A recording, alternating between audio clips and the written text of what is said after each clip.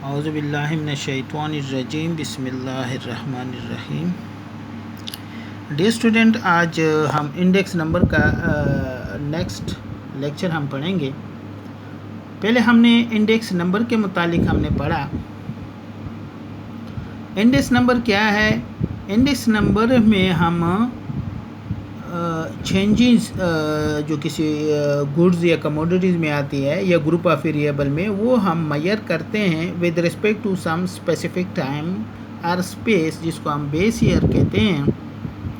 हमारे पास दो किस्म के इंडेक्स नंबर है। सिंपल, जो सिर्फ एक वेरिएबल के लिए कैलकुलेट करते हैं। दूसरा था कंपोजिट, जो ग्रुप ऑफ वेरिएबल के लिए करते हैं। उसमें जो इम्पोर्टेंट है वो होलसेल प्राइस इंडेक्स नंबर है, कंज्यूमर प्राइस इंडेक्स नंबर है। ठीक है। अब इंडेक्स नंबर कंपोजिट को मज़ीद दो हिस्सों में डिवाइड करते हैं, unweighted and weighted index number. ठीक है, लेकिन इसको बाद में पढ़ेंगे। पहले प्रॉब्लम जो इंडेक्स नंबर में आते हैं, 3-4 प्रॉब्लम्स में इसमें, उसका ज़रा आपने ख्याल रखना है। पहले आप देखें, in the computation of index number many problem are involve. इसमें कई प्रॉब्लम इन्वॉल्व है। ठीक है। सबसे पहला प्रॉब्लम, अब जो आप लोग थोड़ा सा आइडिया आपको देता हूँ। सबसे पहला ये है प्रॉब्लम कि आप क्यों करते हैं इंडेक्स नंबर। मैंने पहले भी आपको बताया था कि आप जो भी काम करते हैं उसका पर्पज़ आपको मालूम होना चाहिए। काम मैं क्यों करता हूँ। ठीक है, आंखें बंद करके नहीं करना चाहिए। इसका मतलब भी आपको पता ना हो तो फिर उसका फ़ायदा नहीं है। पहले आप ये क्यों आप करते हैं। दूसरा, आपके पास जो डेटा आप लेते हैं वो इसमें इंक्लूड होगा। ऐसा ना हो कि आप बाहर से डेटा ले लें किसी और जो यूज़ नहीं होता हो उसमें। तीसरा, आपने बेस ईयर जो जिसे आप कंपेयर करते हैं वो आपने लेना है, जो मोस्ट सूटेबल हो, जिसमें ज़्यादा चेंजेस उस ईयर में ना हो। ठीक है, वो आपने एज अ बेस ईयर आपने लेना है। ठीक है, जो स्टेबल हो या तकरीबन स्टेबल हो वो आपने लेना है। ठीक है, फिर आपने वो प्राइस आपने लेनी है। कहाँ से प्राइस आपने लेनी है? मार्केट से लेनी है, कहाँ से लेनी है? ये 4-5 चीज़ें हैं जो आप लोगों ने जहन में याद रखनी है। अब देखें कौन सा प्रॉब्लम है। अब यहाँ पे देखें, the first problem is to understand the purpose which an index, इधर देखें, इज़ टू सर्व, कि इंडेक्स किसके लिए हम कर रहे हैं। ठीक है, किस मकसद के लिए। The purpose of the index may be to compare the scores of two student। यानी सपोज हम कहते हैं ना कि इंडेक्स नंबर में हम कहते हैं 2 स्टूडेंट्स के मार्क्स को कंपेयर कर सकते हैं। इसमें इसके लिए हम कर रहे हैं। और to measure the changes in the price level, price level में जो कमी पेशी आ जाती है। और to measure the changes in the production of scooters, और to compare the changes in the wages of factory workers और डिफरेंट प्लेसेस। ये चीज़ें सपोज हमारे ये मकसद है। इनमें से कोई भी मकसद हमारा हो सकता है, इसके अलावा भी हो सकता है। यानी जो आप जिसके लिए आप करते हैं उस मकसद के लिए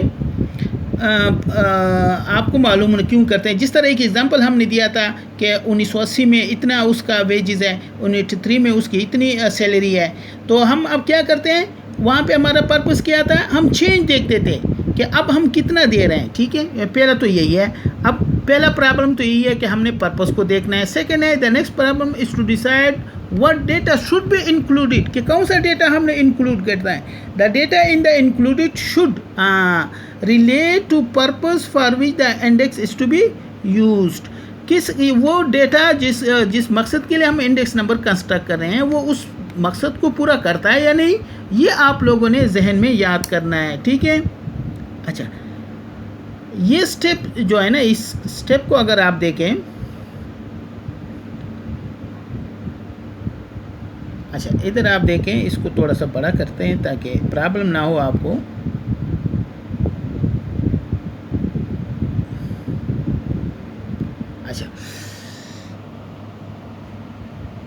अच्छा, involve the collection of data on scores, production process, wages or whatever is being computed. ठीक है, सब कुछ डेटा उसमें होना चाहिए। अच्छा, ये तो 2 प्रॉब्लम आने हो गए, एक पर्पस, दूसरा वो कौन सा डेटा हमने लेना है। Another problem is to decide what period should be chosen as the base period. ये भी मैंने कहा था कि कौन सा पीरियड आपने एज अ बेस ईयर आपने लेना है, ठीक है. और बेस ईयर क्या क्या चीज़ है? The period with which the other periods are to be compare, जिसकी वजह से हम दूसरे पीरियड्स कंपेयर करते हैं और डिसाइड करते हैं, इंटरप्रिटेशन करते हैं, ठीक है. In case of composite index number, composite index है, ठीक है. Another problem is to decide, अगर वो है ठीक है, what method of averaging should be used. अच्छा, होलसेल कंपोजिट में हम एवरेज भी यूज़ करते हैं. अर्थमेटिक मीन है, मीडियन है, ज्योमेट्रिक मीन है, कौन सा हम एवरेज यूज़ करते हैं to arrive at single index, ठीक है. हमने सिंगल वैल्यू हमने कैलकुलेट करनी है फॉर ईच पीरियड, क्योंकि ये कंपोजिट में एक से ज़्यादा होती है, हमने एक ही वैल्यू लेनी है, तो उसके लिए कौन सा एवरेज मोस्ट सुटेबल है, ठीक है. The method of averaging usually include the system of waiting, but sometimes one faces the problem of assigning some explicit weights in the various items of the data so that their relative importance is then in account is taken into an account. क्या मतलब कि एक composite में बाज़ दफ़ा ऐसे item भी आ जाते हैं कि किसी की इम्पोर्टेंस ज़्यादा होती है, किसी की इम्पोर्टेंस कम होती है, ठीक है. तो उसको भी मद्देनज़र रखना पड़ता है, ठीक है. अच्छा, इसको तफसील से पढ़ेंगे. पहले मेन स्टेप कंज्यूमर और प्राइस इंडेक्स नंबर में जो मेन स्टेप्स है वो कौन कौन से हैं, ठीक है. सबसे पहले selection of commodities to be included, their numbers and price quotation. सबसे पहले आपने कौन सा कमोडिटीज़ को सेलेक्ट करना है? नंबर और price commodities.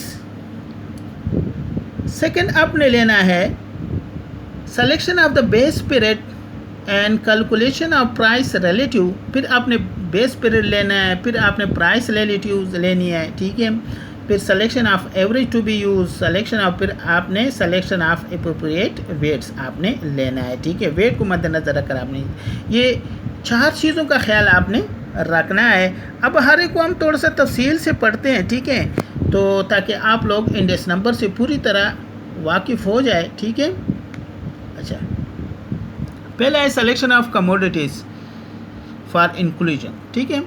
The first step is to decide on the number of commodities to be included, कि नंबर बहुत ज़्यादा कमोडिटी हमने इंक्लूड करनी है. अब कौन कौन सी कमोडिटी इंक्लूड करनी है ये हमने डिसाइड करना है, ठीक है. अब चलो उसको बाद में थोड़ा सा पढ़ते हैं कि कितने कमोडिटीज़ होनी चाहिए, ठीक है. There is a no hard and fast rule for this purpose. कोई ख़ास रूल नहीं है, कोई मकसद नहीं है कि आपने ज़रूर ये 10 आइटम इंक्लूड करने हैं, 12 करने हैं. ये आप डिपेंड करता है कि वो यानी जितने ज़्यादा कमोडिटीज़ होंगे इतना अच्छा आपका इंडेक्स होगा, ठीक है. लेकिन ज़्यादा इंक्लूड करने से एरर की भी चांसेस ज़्यादा होती हैं, ठीक है. ये भी ख्याल रखना है, ठीक है. Though in statistical theory there is a well recognised principle that larger the number of items included, यानी स्टैटिस्टिकल थ्योरी में है कि अगर जितने ज़्यादा आइटम हम इंक्लूड करेंगे the greater would be the accuracy, तो इतनी ज़्यादा उसकी एक्यूरेसी होगी. But we know that in a very large number of commodities would involve complication. complication हम कहते हैं एक्सपेंसिव होता है, complication इसमें आ जाती है, and delay in the construction, और ज़्यादा टाइम लगता है उसमें, ठीक है. ये उसमें कुछ complication भी आ जाती है. Hence a reasonable number of commodities on the basis of this evaluation importance should be use, ठीक है। कौन कौन सी इंपॉर्टेंट है वो आपने लेनी है, ठीक है। जो इम्पॉर्टेंस जिसका कम है, अगर उसकी ज़रूरत नहीं है तो आप इसको छोड़ भी सकते हैं, ठीक है। As pointed out by doctor इनवे फिशर, फिशर ने उसको कहते हैं 1867 से 1947 उसका पीरियड है। तो उसने कमोडिटीज़ के बारे में बताया है कि कितनी कमोडिटीज़ हमने हैं। Index number of prices are seldom of, अच्छा इसमें उसने, अब देखें उसने कितने लिए हैं, unless they consist of more than, तकरीबन 20 कमोडिटी से ज़्यादा एंड 50, ठीक है, उसने लेते हैं, ठीक है। Is a much better number, ठीक है, उसने ये ली हुए हैं, ठीक है। अब उसने जो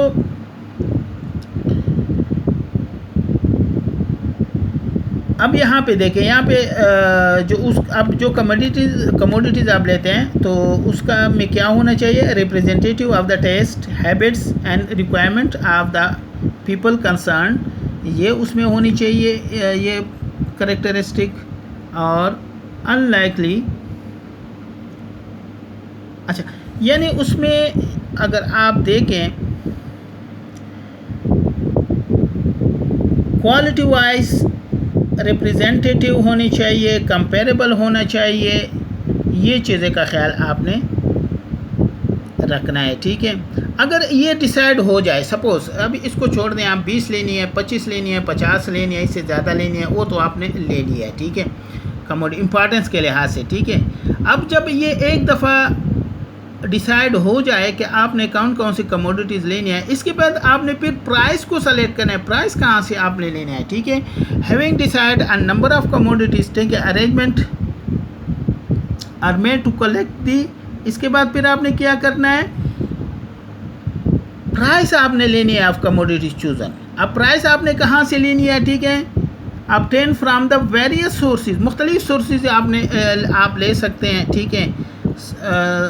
स्टॉक एक्सचेंज से आप ले सकते हैं, ठीक है, वहाँ पे तो पर डे के हिसाब से उसकी वैल्यू होती है, ठीक है। Big market where they are quoted, big market से आप लेनी है, फ्राम प्राइस बुलेटिन से आप लेने है, ट्रेड जर्नल से लेने हैं, न्यूज़पेपर वगैरह से लेने हैं, ठीक है। And from leading firm the price quotation obtain should be represent, अच्छा ये कुछ बस इन प्राइस आपने कहाँ से लेनी है, पहले कमोडिटीज़ को सेलेक्ट करना है, फिर आपने उसके प्राइस को देखना है, ठीक है। अब selection of the base period, इसको थोड़ा सा बस मुख्तसर करते हैं ताकि हम नेक्स्ट चैप्टर में हम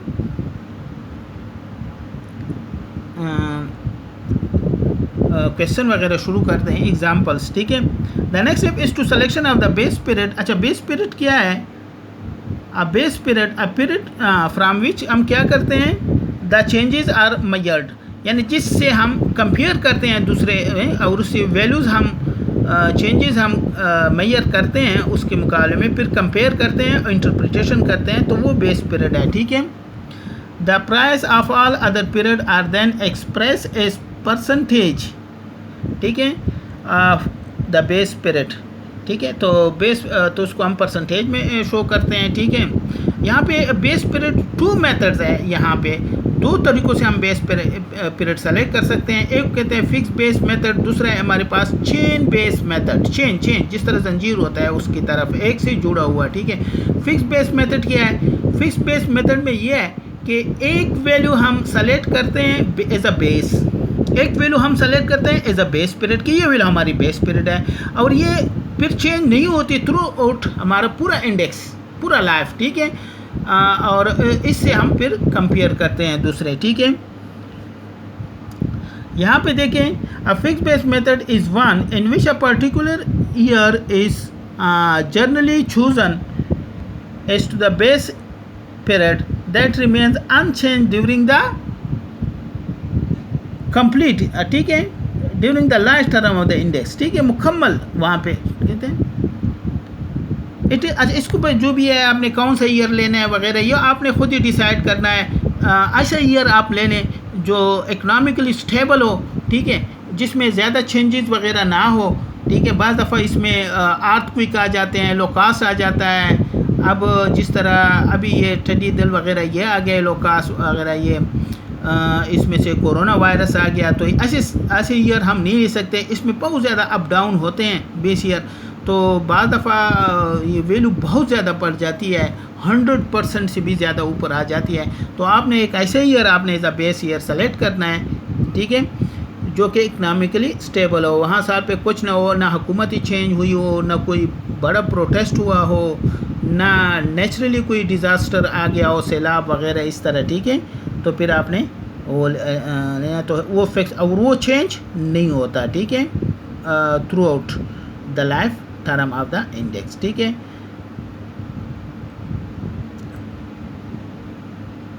अब यहाँ पे हम देखें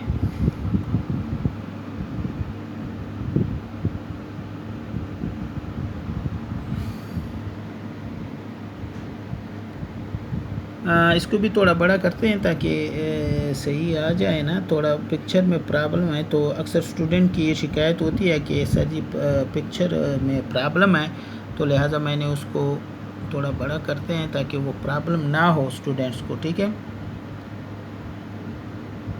अच्छा, उसने तो फिर ये क्या है, उसने इस तरह एग्जांपल दिया है, ठीक है।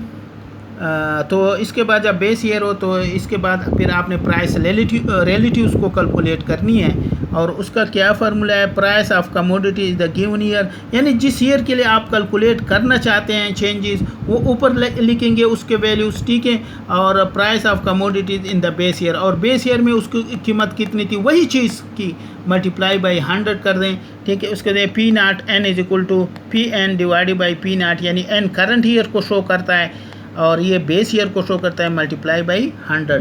तो ये मल्टीप्लाई परसेंटेज के हम उसको डिनोट करते हैं, तो इसको कहते हैं हम फिक्स बेस मेथड हम कहते हैं, ठीक है। अब हमारे एक और है change base year. Change base method में हमारे पास बेस ईयर जो है ना वो फिक्स नहीं होता, वो चेंज होता है फ्रॉम ईयर टू ईयर, ठीक है। ये चेंज होता है एक साल से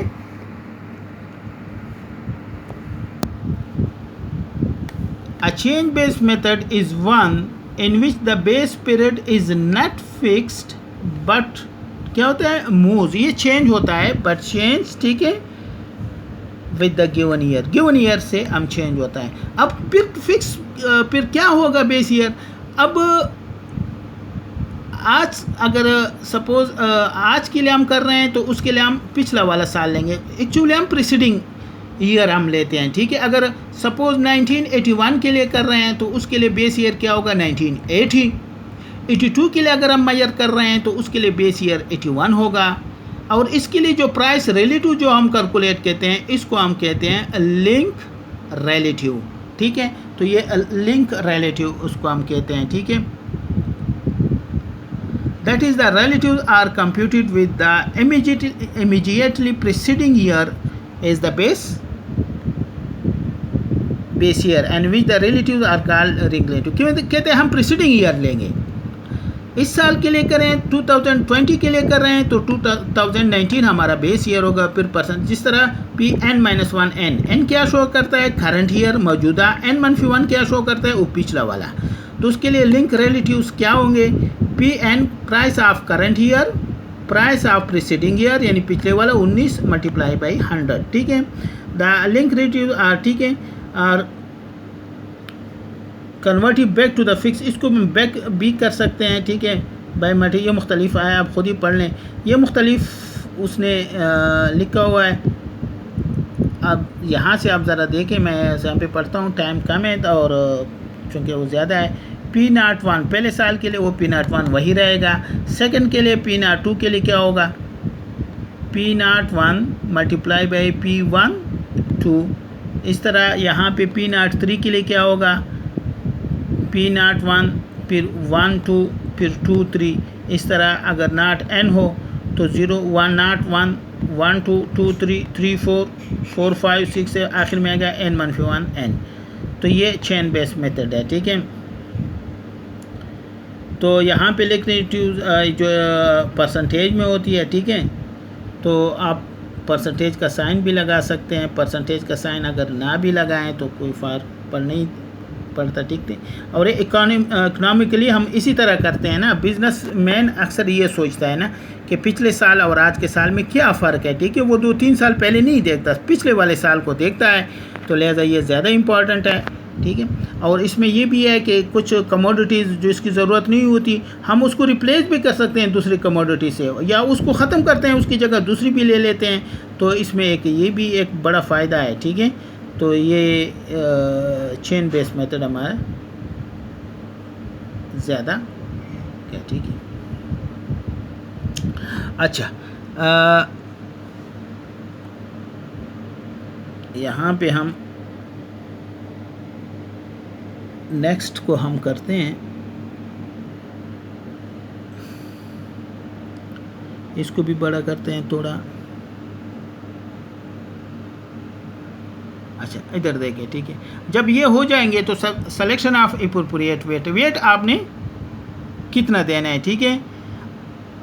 the last important step in the construction of whole sales, यहाँ देखिए price index number is to decide how to select weights which would indicate the relative importance of the various commodities in the group। यानी इसमें आपने wait किसको देना है, यानी किसको इम्पोर्टेंस देनी है। अब आपने होल सेल लेना है, आपने मुख्तलिफ चीज़ें लेनी है, ग्रुप लेना है। तो इस ग्रुप में बाज़ चीज़ें इम्पॉर्टेंट होती है, बाज़ इम्पॉर्टेंट इतनी नहीं होती, तो किसको आपने वेट देना है, ठीक है। जो इम्पॉर्टेंट है उसको आपने वेट देना है, ठीक है।